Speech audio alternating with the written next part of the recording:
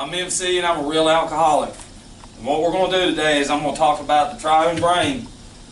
But before I get going, this right here was me over 2 years ago. And I can't stress this enough. If anybody's struggling with drugs and alcohol, I'm about to walk you through the last 19 months of this shit right here. Okay? And if the cussing offends you, I'm not going to apologize, because this shit is my life. It's my story.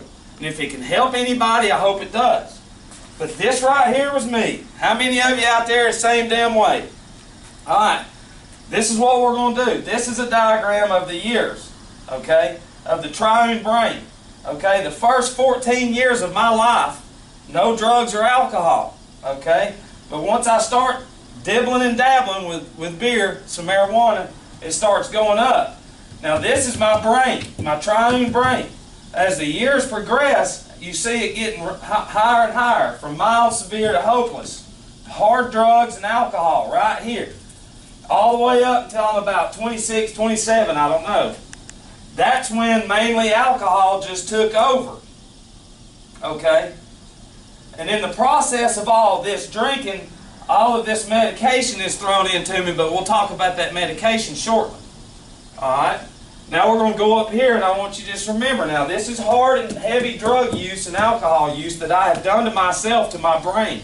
Now once we go up here, this is the 19 months prior to December 17th, 2014.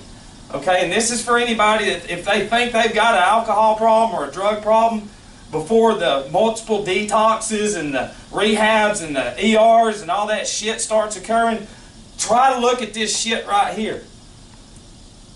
5/19/13, ICU. That's the first time I was in ICU for drinking. Fucking drinking. Very selfish, sitting in ICU. Alright, 5 months later, I'm in detox again. That's the third time to that facility. And when it says 911 log, that means 911 was fucking called, and they came to my house and scooped me up on a gurney and shipped me off. Okay? And get to the hospital, that means I have a mental evaluation. Alright, December the 4th of 2013. Wasn't even 2 fucking months after the last one, I go to another detox. Okay, but I go straight from detox to rehab. I'm in rehab from December the 9th of 2013 until January, or whenever, until February, whenever. But I left rehab because I knew it all. Do you know what I mean? We were going to meetings and I just knew it all. So I said, I can just go to meetings at home. Do you know what I mean? But I got lazy and I relapsed again. Okay? It wasn't, after leaving that rehab, it wasn't 2 months after that, I'm back in the ER again. 911 log. That means I got out of control and started raising hell with my wife or whatever else. They're called again. Here I go to detox. 4th time to that facility. You know, here it is. 4 months later after that detox. 4 fucking months later, I'm back in ICU again. Intensive care unit. I think the doctor, the ER doctor, came in there and he said, you know, I just want to let you know something. There's a guy over there in a fucking car crash that had no choice. And he's probably he's going to die. And you're in here because you're drinking. You know, and it's like, whoa. Little things like that I remember. But I didn't know how to get sober. Alright? And then we go 2 more months, 6 weeks, I'm in detox again. After I just got out of ICU. 2nd time to that facility, another 911 log. Alright, and it's not even a month hardly. I'm back at detox again, another 911 log. Okay? And then finally, December 17th, 2014, another 911 log, cops are called, another trip to the emergency room, and then they send me down to Peachford, down in Atlanta, Georgia. First time and last time I've been to Peachford. Not saying I ain't going to go again, I could. But that's 1, 2, 3, 4, 5 mental evaluations, psychological evaluations that they gave me in the ER before I got sent off or before I lied. That way I could get back home. Because if you say you're going to injure yourself, they'll sip you off. And I know that for a fact. Okay. Now, through all this shit, and this is at the latter end of my disease, not in the beginning when all the DUIs and all that crazy shit. You can see this is isolation right here. That's the end. Right here, if I relapse again, I know it's going to be death.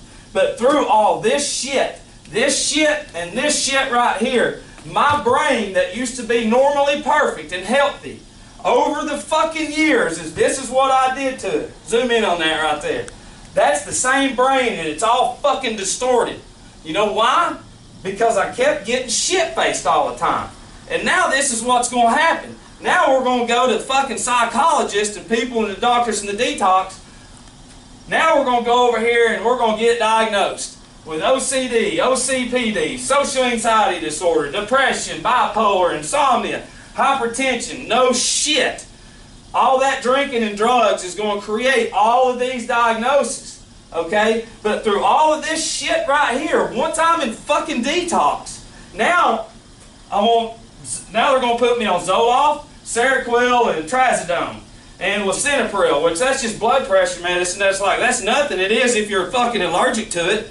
Like one morning I woke up, my head was this big, went to the emergency room and started going through withdrawals.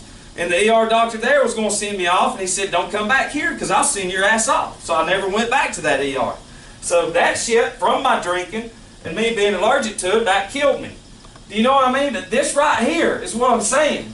Zoloft, Prozac, Lexapro, Celexa, Wellbutrin, Seroquel, Lithium, Geodone.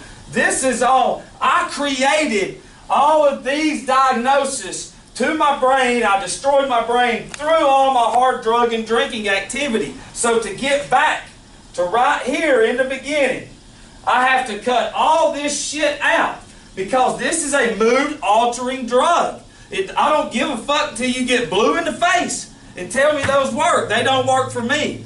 If you need them, then take them. But what I'm saying is this.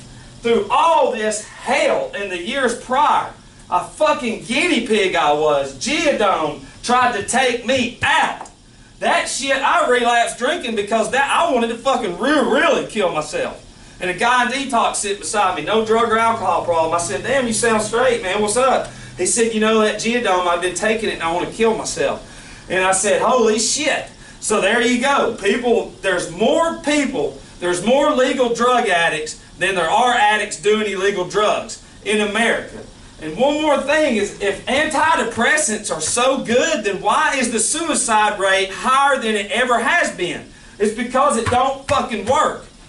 Ativan, benzos, this is the hardest drug to come off of because they're prescribed legally, and the brain for some reason just grabs hold of that shit, and it's harder for people to come off. But Ativan is something they used to give you in detox. I don't know if they still do. Lorazepam, Klonopin, something weak. But see, this kind of shit right here, I can't take that because I eat them like candy.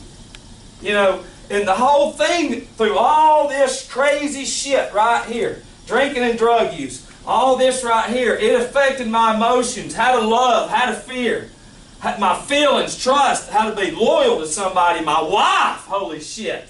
You know, my purpose, my relationships, my decision making, my long-term memory, all that shit is shot. And now we're going to throw this shit on top of it and be like, yeah, you're going to get well. Fuck you, I'm not going to get well. I tried it. I've got over 2 years without none of this shit. I got down on my knees and I said, Lord, you take this from me. And He did. And this is what I got to do. Do you know what I mean? And this is just from some alcoholic just don't know shit. Just a horrible person. But you know what I mean? The more I think about this right here, I've got to flip the script. And that's what I got to do. I've got to get back to there. They say it takes 4 or 5 years for an alcoholic mind to come back around. I really don't know. But I'm willing to take that journey. Benzos, they say, take longer. Opiates, not as long. Meth is a long time too. But the brain heals. It's marvelous. It's a mechanism. The physical body can heal too, along with the mind. You know, everything starts coming back.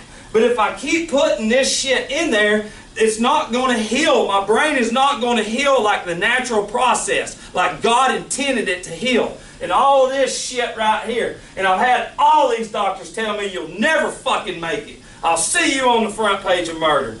You know, you're just going to drink yourself to death. Well, I'd rather drink myself to death than take that shit right there. Because I'm telling you, I cut it all out.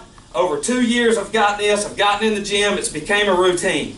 Routine is what it's about. And it's about sticking with it. It's about consistency, willingness, open-mindedness, and not fucking knowing everything. Now, if this right here can help somebody, I mean, how many fucking people is this in America right now? You know, I think in 2000 and In 2014, doctors wrote over 250 million prescriptions in America. If that's real, that's fucking insane. You know what I mean? So the thing is this. I look at it like this. I got two choices. I can either lay down or I can fucking die. Or lay down or I can fight. And I'm going to fight. I choose to fight today. Especially these son of a bitches right here. You can't compete with $1 trillion pharmaceutical companies. We can't do that. Leading by example ain't good enough either. So you know what I mean? This shit right here is what you got to look forward to if you're continuously drinking and doing drugs and you can't stop. It's a chronic illness and it's an allergy. It's a manifestation, you know what I mean, that starts in the head, and once it becomes a phenomenon of a craving, nothing on this planet can stop that phenomenon of a craving except something from an external outside source outside of myself. You know what I mean? So if this can help you, good. But anyways, next time I'll see you again. Have a huge day.